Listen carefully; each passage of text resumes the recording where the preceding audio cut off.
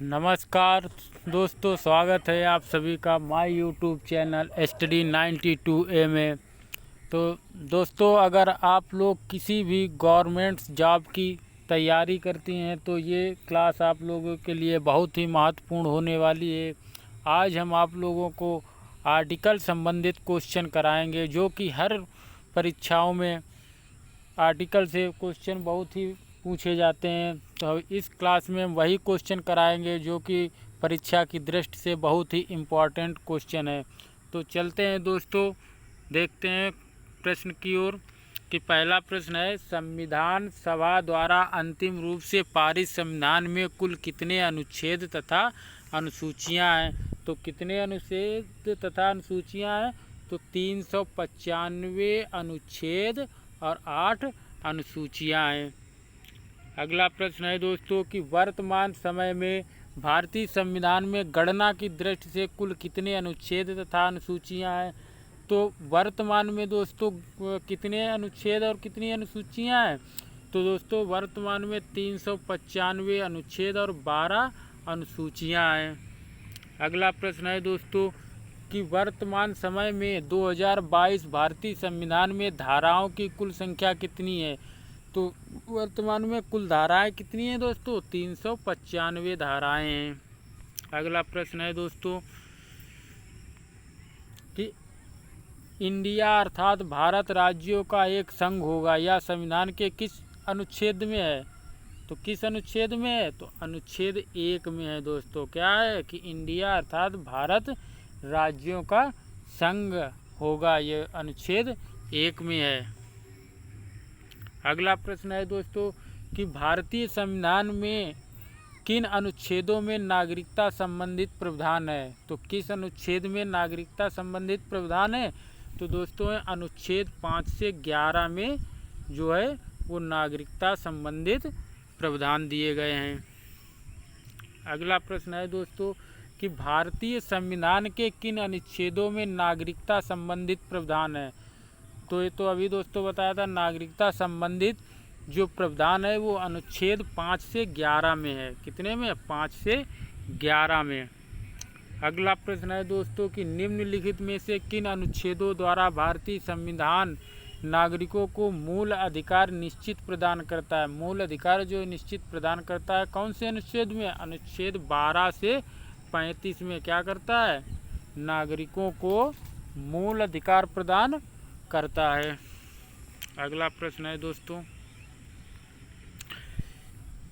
कि नौकरियां तथा शैक्षिक संस्थाओं में समाज के कमजोर वर्ग के लिए आरक्षण उपलब्ध कराने के लिए केंद्र सरकार होगा। तो सरकार को संविधान का कौन सा अनुच्छेद अधिकार प्रदान करता है? तो कौन सा अनुच्छेद है जो अधिकार प्रदान करता है? वो अनुच्छेद 16 है। अगला प्रश्न है दोस्तों कि भारतीय संविधान का कौन सा अनुच्छेद अस्पृश्यता का उन्मूलन करता है तथा किसी भी रूप में इसके आचरण का निषेध करता है? अस्पृश्यता का उन्मूलन कौन सा अनुच्छेद करता है? तो दोस्तों अस्पृश्यता का अनुच्छेद 17 उन्मूलन करता है। अगला प्रश्न है दोस्तों, भारतीय संविधान कौन सा अनुच्छेद राष्ट्रपति के लिए पुनः निर्वाचन की योग्यताएं निर्धारित करते हैं? मतलब राष्ट्रपति जो है पुनः निर्वाचन की योग्यता निर्धारित कौन सा अनुच्छेद करता है? वो है अनुच्छेद 57 जो है दोस्तों। क्या है? राष्ट्रपति को जो है अनुच्छेद 57 राष्ट्रपति के पद के लिए पुनः निर्वाचन की योग्यताएं निर्धारित करता है। अगला प्रश्न है दोस्तों कि किस अनुच्छेद के अंतर्गत भाषण एवं अभिव्यक्ति की स्वतंत्रता के अधिकार की गारंटी दी गई है? तो किसमें दी गई है दोस्तों? तो आर्टिकल 19 में दी गई है। किसमें? अनुच्छेद 19 में दी गई है। वाक की स्वतंत्रता मतलब भाषण, बोलचाल और भाषण देने की स्वतंत्रता जो है हमें बोलचाल की स्वतंत्रता अनुच्छेद 19 के तहत है। अगला प्रश्न है दोस्तों, निम्नलिखित में से किस अनुच्छेद में प्रेस की स्वतंत्रता दी गई है? तो प्रेस की स्वतंत्रता, बोलचाल की स्वतंत्रता ये है दोस्तों अनुच्छेद 19(1) में। किसमें? प्रेस की स्वतंत्रता जो है 19(1) में दी गई है। अगला प्रश्न है दोस्तों, मौलिक अधिकार के अंतर्गत कौन सा अनुच्छेद बच्चों के शोषण से संबंधित है? बच्चों के शोषण से संबंधित अनुच्छेद कौन है? तो ये अनुच्छेद 24 है, 24, आर्टिकल 24।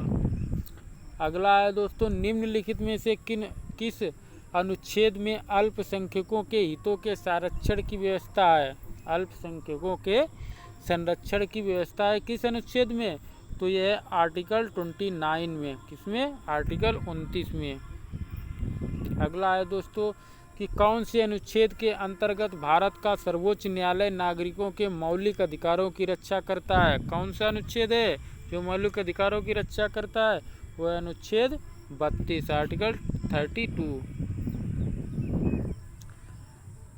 अगला है दोस्तों कि भारतीय संविधान के अंतर्गत कल्याणकारी राज्य की अवधारणा निम्नलिखित में से किस अनुच्छेद में वर्णित है? तो किसमें वर्णित है दोस्तों? अनुच्छेद 39। किसमें? अनुच्छेद 39। अगला है दोस्तों कि भारतीय संविधान के अनुच्छेदों में राज्य के नीति निर्देशक तत्वों का उल्लेख है किस आर्टिकल में है दोस्तों? तो ये है आर्टिकल 36 से 51 में। क्या है? नीति निर्देशक तत्वों का उल्लेख जो दिया गया है वो किससे है? मतलब 36 से 51 आर्टिकल में। अगला है दोस्तों कि कौन सा अनुच्छेद राज्य सरकारों को ग्राम पंचायत के गठन का निर्देश देता है? तो कौन सा अनुच्छेद है? ये अनुच्छेद 40 है। कौन सा अनुच्छेद? अनुच्छेद 40 है दोस्तों। अगला है कि 42वें संविधान संशोधन द्वारा संविधान के किस अनुच्छेद में मौलिक कर्तव्यों को जोड़ा गया है? कौन से 42वें संविधान संशोधन द्वारा? तो क्या है? अनुच्छेद 51A को जोड़ा गया है। किसको? 51A को जोड़ा गया है। अगला प्रश्न है दोस्तों कि किस अनुच्छेद के अंतर्गत कार्यपालिका की शक्ति राष्ट्रपति में निहित होगी? तो किस अनुच्छेद के अंतर्गत होगी? तो अनुच्छेद 53 के अंतर्गत होगी दोस्तों। किसके? अनुच्छेद 53 के अंतर्गत। अगला है कि किस अनुच्छेद के अंतर्गत भारत के राष्ट्रपति पर महाभियोग चलाया जा सकता है? तो कौन से अनुच्छेद के तहत? तो ये अनुच्छेद 61 के तहत जो है भारत के राष्ट्रपति पर जो महाभियोग चलाया जा सकता है। कौन सा आर्टिकल? आर्टिकल 61 के तहत। अगला है प्रश्न दोस्तों, संविधान के किस अनुच्छेद में उपराष्ट्रपति पद का प्रावधान किया गया है? किसमें? कौन से आर्टिकल में जो है उपराष्ट्रपति के पद का प्रावधान किया गया है? तो ये है अनुच्छेद 63 में जो है उपराष्ट्रपति के प्रावधानों का उल्लेख किया गया है। अगला है दोस्तों कि किस अनुच्छेद में मौलिक कर्तव्यों की चर्चा की गई है? किस अनुच्छेद में दोस्तों मौलिक कर्तव्यों की चर्चा की गई है? तो वो अनुच्छेद 51A में है जो आप मौलिक कर्तव्यों की चर्चा की गई है। किसमें? अनुच्छेद 51A में की गई है। अगला है दोस्तों कि मंत्रीगण सामूहिक रूप से लोकसभा के प्रति उत्तरदायी हैं, संविधान के किस अनुच्छेद के अंतर्गत है? जो मंत्रीगण हैं सामूहिक रूप से लोकसभा के प्रति उत्तरदायी हैं, ये किस आर्टिकल में आता है? तो दोस्तों ये आर्टिकल 75 में आता है। किसमें? आर्टिकल 75 अनुच्छेद 75 में आता है दोस्तों। अगला प्रश्न है कि संविधान का कौन सा अनुच्छेद मंत्रिपरिषद के गठन के बारे में आधारभूत नियम निर्धारित करता है? तो कौन सा अनुच्छेद है दोस्तों? ये अनुच्छेद 75 है जो मंत्रीगण का परिषद के गठन के बारे में आधारभूत नियम निर्धारित करता है, आर्टिकल 75। अगला है दोस्तों कि निम्नलिखित में से कौन सा अनुच्छेद भारत के महान न्यायवादी की नियुक्ति से संबंधित है? कौन सा अनुच्छेद संबंधित है दोस्तों? ये अनुच्छेद 76 है, आर्टिकल 76 दोस्तों। अगला प्रश्न है कि संविधान के किस अनुच्छेद के तहत राष्ट्रपति लोकसभा को भंग कर सकता है? किस आर्टिकल के तहत लोकसभा को भंग कर सकता है? तो दोस्तों अनुच्छेद 85 के तहत राष्ट्रपति जो है लोकसभा को भंग कर सकता है, अनुच्छेद 85 के तहत कर सकता है। अगला प्रश्न है दोस्तों कि किस अनुच्छेद के द्वारा संसद की संयुक्त बैठक का प्रावधान किया गया है? किस अनुच्छेद के तहत किया गया है संसद की संयुक्त बैठक का प्रावधान? तो दोस्तों ये है आर्टिकल 108 में, अनुच्छेद 108 में किया गया है इसका प्रावधान। अगला प्रश्न है दोस्तों कि संविधान के किस अनुच्छेद में धन विधेयक की परिभाषा दी गई है। तो दोस्तों धन विधेयक की परिभाषा किस अनुच्छेद में दी गई है, तो वो अनुच्छेद है अनुच्छेद 110 में जो है धन विधेयक की परिभाषा दी गई है। अगला प्रश्न है कौन सा अनुच्छेद संसद के 2 अधिवेशनों के बीच 6 महीने के अंतर्गत अनिवार्यता का उल्लेख करता है। तो कौन सा अनुच्छेद 85 करता है, क्या करता है, 6 महीने की अंतर्गत अनिवार्यता का उल्लेख करता है। अगला है दोस्तों कि लोकसभा एवं राज्यसभा के संयुक्त अधिवेशन के विषय में प्रावधान संविधान के किस अनुच्छेद में किया गया है। तो किस अनुच्छेद में किया गया है दोस्तों, इसका प्रावधान अनुच्छेद 108 में किया गया है। अगला है दोस्तों कि कौन सा अनुच्छेद भारत के संचित कोष से संबंधित है। कौन सा अनुच्छेद जो है भारत के संचित कोष से संबंधित है। तो इसमें दोस्तों ये है अनुच्छेद 112 खंड 29, 146 3, 148 6। तो ये दोस्तों इसमें उपयुक्त सभी जो हैं सभी हैं दोस्तों, उपयुक्त सभी।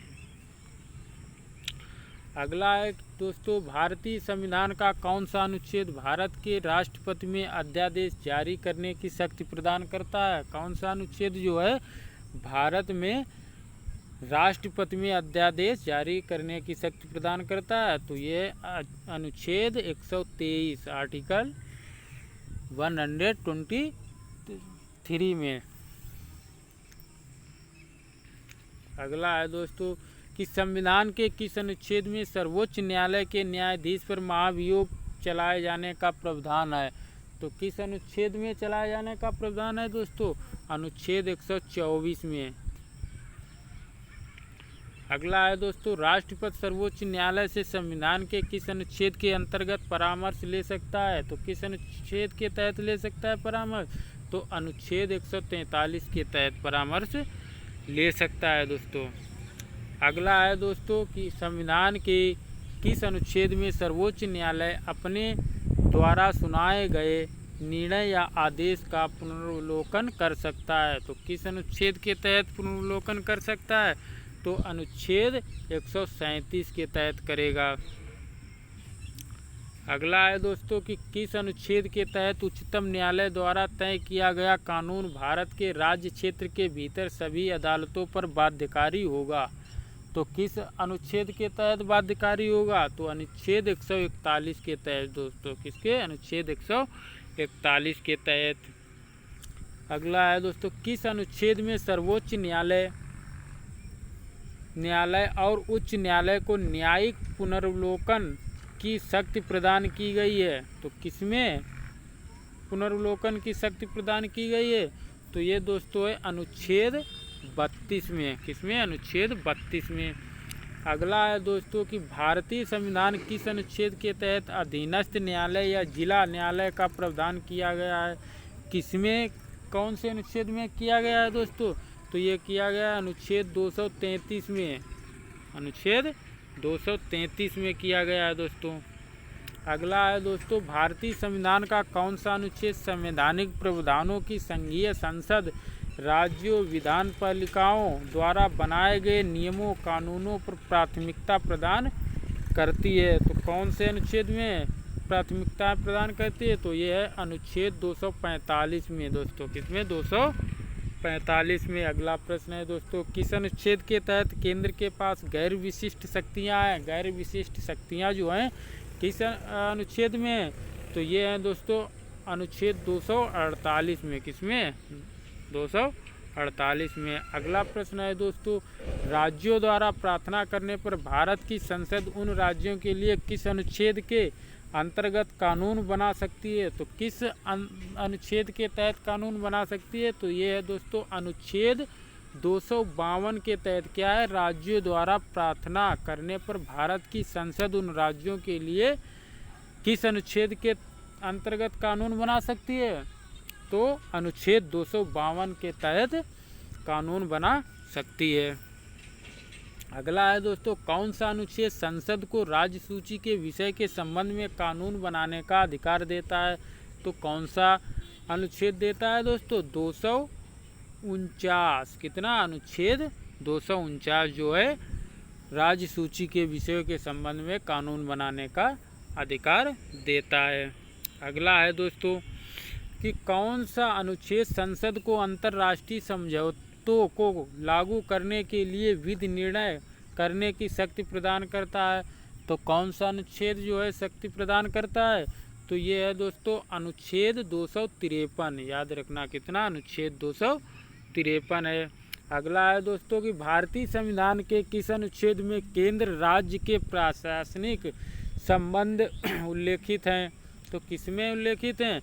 तो अनुच्छेद दोस्तों 256 से 263 में ये प्रावधान क्या है कि अनुच्छेद में केंद्र राज्य के प्रशासनिक संबंध उल्लिखित हैं। किसमें? अनुच्छेद 256 से 263 में है दोस्तों।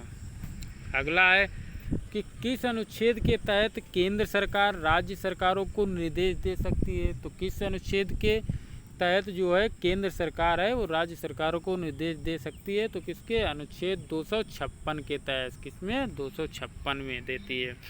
अगला है दोस्तों, किस अनुच्छेद के अंतर्गत अंतर्राज्यीय परिषद के गठन का प्रावधान किया गया है? तो अंतर्राज्यीय परिषद के गठन का प्रावधान किस अनुच्छेद में किया गया है? तो दोस्तों ये है अनुच्छेद 263 में इसका प्रावधान किया गया है। किसमें? अनुच्छेद 263 में। अगला है दोस्तों कि किस अनुच्छेद के अंतर्गत वित्त आयोग के गठन का प्रावधान है? तो दोस्तों वित्त आयोग का गठन का जो प्रावधान है वो किस अनुच्छेद के तहत है? तो ये दोस्तों है अनुच्छेद 280 के तहत। कितने? 280 के तहत है में प्रावधान दिया गया 280 में। अगला है दोस्तों, किस अनुच्छेद में बताया गया है कि संपत्ति का अधिकार संवैधानिक अधिकार है? दोस्तों किस अनुच्छेद में ये बताया गया है कि संपत्ति का अधिकार जो है वो संवैधानिक अधिकार है? तो किस अनुच्छेद में? अनुच्छेद 300 का में। किसमें? अनुच्छेद 300 का में ये बताया गया है कि संपत्ति जो है संपत्ति का अधिकार वो एक संवैधानिक अधिकार है। तो दोस्तों अगला क्वेश्चन है, भारतीय संविधान का कौन सा अनुच्छेद नई अखिल भारतीय सेवा की स्थापना का प्रावधान करता है? तो कौन सा अनुच्छेद नई अखिल भारतीय सेवा की स्थापना का प्रावधान करता है? तो ये करता है अनुच्छेद 312 करता है। कितना करता है? अनुच्छेद 312।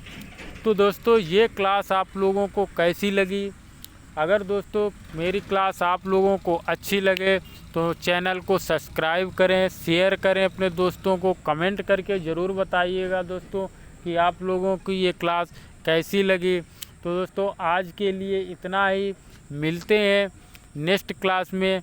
तब तक के लिए जय हिंद, जय भारत दोस्तों।